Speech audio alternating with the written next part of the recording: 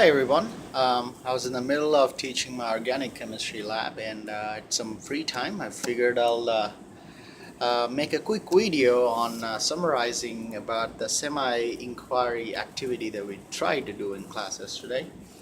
I'm not sure how many of you held a concrete view of that activity, so that's why I just want to summarize it. Perhaps do this little activity that I have in front of mine. Now, you don't need to do it for physical science. Obviously, if you're teaching at K through 5, you may have to teach the topic of conservation of matter, or if there's another teacher, then you probably would never. But if you do, the theory states that matter can never be destroyed or created. Whatever you have will be in a different form when it's all said and done. Now, the first activity we did yesterday using the simulation was a guided inquiry. As you could see, that it told you what buttons to press, but but then it gave you some questions you could answer. But I mean, those pretty structured. Students have no problems. But again, that's a good start to your class, even if you don't do semi-structured interview. Inquiry. I think still guided inquiry is a better thing to do than worksheets and bell ringers. But to keep kids more engrossed, semi-structured inquiry is you give some leeway, but they still have to put some pieces together. Now, why I designed that activity is if you look on page 2 of your activity, you always start with an hypothesis. As a teacher, you could ask them a simple question. Is matter conserved or not? They can pick yes or no. That's their hypothesis. And you give them a list of materials, and provided when you do this type of guided inquiry or semi-structured inquiry activities that students have some good concrete prior knowledge of the concept. You don't want to start this on your first day of job. It's not something you want to do. Okay. Now your kids must also be trained to your level of teaching. Now if you teach worksheets and bell ringers and review problems all the time, then most likely they probably won't like the idea of you doing this, because to them that's a huge leap. So you have to train your kids to be in sync with you. Okay? I hope I have trained you to be in sync with me. If not, I apologize now. Anyway, so you got to give them clues on what we're trying to achieve, and then you give them a list of materials. And if you see, there is something called a preliminary research, so they don't actually commence activity of any kind. You have to tell them they got to go read about it, maybe write an essay covering all those materials listed in it, and they must come up with a procedure on how they're going to achieve the idea of conservation of matter using the materials provided. They cannot use any outside materials. So you're putting some restrictions. Now you could do it with whatever class you're doing. I'm not a biology person, I'm a physical science person. That's why I'm trying to stay within physics, chemistry, or maybe some basic biology. I don't have any expertise in biology. So you could do this for your class, but make sure this is somewhat of a medium to intermediate level level of skills required. So they write you the procedure on how they're going to tackle this. Now, the activity doesn't even have to happen that same day you're trying to do this. That could be a formative assessment on its own, that essay that they bring back to you. Once you read their essay, then you approve, hey, yeah, I like your idea on how you're going to proceed. But again, they can use outside materials. They must use every material that they have. And once you approve, then those who you approved can only commence their procedure. Otherwise, the rest of the people have to continue doing what they're doing. Now, this could be like a 2-week lab period that you can use, or however you want to do it. But just don't plan on accomplishing it in the same day, because then it beats the purpose. That they're not doing research and learning about a few things in your area of whatever you're trying to teach. So I've already weighed this flask similar to the one I gave you, except this time I'm in a much better lab. So I'm going to do this little sophisticated, so-called sophisticated. I've got the mass of this, the flask with the powder, the baking soda in it. And here is my calcium chloride solution. I put some of that mystery solution in it to make it look green, because ultimately we're not doing large scale synthesis of this compound or synthesis of whatever we're trying to do. So the color will help you identify if something changes. And I got the stopper instead of the balloon, and it's hooked up to a tube, and this is going to go on top. As soon as I add my vinegar to my baking soda, carbon dioxide is going to form. The hypothesis is that it's going to go into this solution, make calcium carbonate. Now again, I'm not trying to teach you chemistry, so you can forget all those terms I just said. Point of matter is, when you weigh this before, when you weigh after, this should be either less or kind of the same, because keep in mind you've also added vinegar to it, so that mass will have to go. So this mass, and then that's the beauty of science. And then when you weigh this before and after, the before mass when you add them all and the after mass you add them all should be coming out to be essentially the same. And if there is some differences, like a couple of you got a couple of gram differences yesterday in class, you have to have students write a critical analysis, maybe a paragraph or two, and have them write why is that the case, that you can get it to be the same. Because if you say conservation of matter is true, then the numbers should match.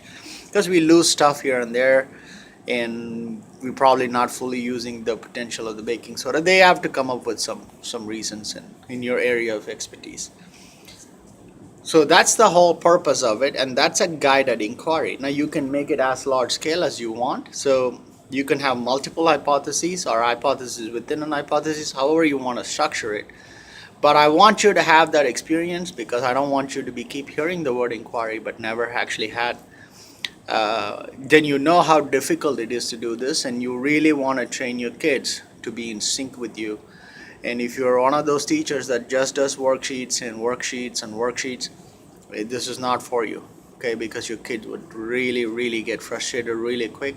So you want to train them periodically in such a way that you get them to where you want them to be without forcing them to do things, and I think things will fall in your way much easier. So without further ado, let's see if anything at all happens in here. Only difference is I don't have a balloon. I'm gonna just pour a whole bunch, and then I'm just gonna put this in here and put this. You can see some bubbles coming up, but then the acid's not strong enough. You can see, can you guys see it? It went from that darker color to a lighter color as I keep showing. Now, this is all what they would learn as part of their experimental procedure. If you put something together but don't even mix it, that's common sense, right? If you make a sweet or dessert, you don't just put the flour and sugar and say, hey, here's your cookie. You got to mix them. And that's exactly what we're doing. I don't think you have to be a chemistry major or even a science major to know that. So as I keep shaking more, I'm generating more and more and more and more and more CO2. And you can see it went from that dark color to this light parrot yellow color. Parrot green color. It's beautiful. You can see that? So, well, that's the chemistry. It's over. You don't, again, I am not doing this to prove to any of you I know chemistry or expect you to be a chemistry major. You can do this in your area of science. Think about what you will do that will be a guided inquiry. First, it's very difficult to design a guided inquiry. What is difficult is coming up with those materials. You could do it. You could have done this activity with the jelly bean, but I also want to leave you with a thought. What problem does a jelly bean would do? Is it simple addition, subtraction? Is that type of guided inquiry? Are you looking for like a higher level on the Bloom's taxonomy? Review, worksheets, bell ringers, practice problems. These are all the first two levels of Bloom's taxonomy. Your goal as a teacher is to go past those levels, use all domains of NGSS, and then get your students to be a little bit more creative and little critically think about what you teach, and that way they will be engrossed. Now, they have done research, they've collected data, which is before and after mass. So they've done some scientific engineering practice, they've put the materials together. That's what an engineer does. And then cause and effect, well, that's the conservation of matter part. You can come up with alternative ways to interpret the cause and effect or stability and change.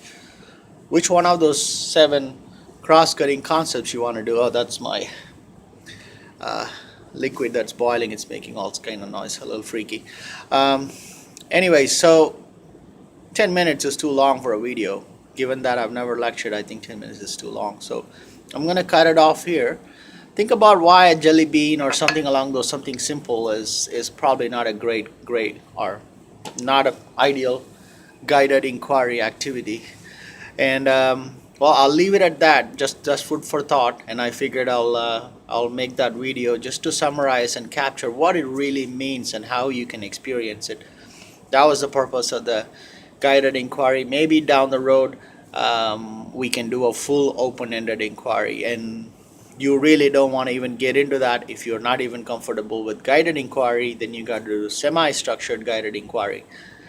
Then you go to even lesser level before you go to the open inquiry. That's somebody for advanced level where you are comfortable, your students are comfortable. Otherwise, don't even go into that channel.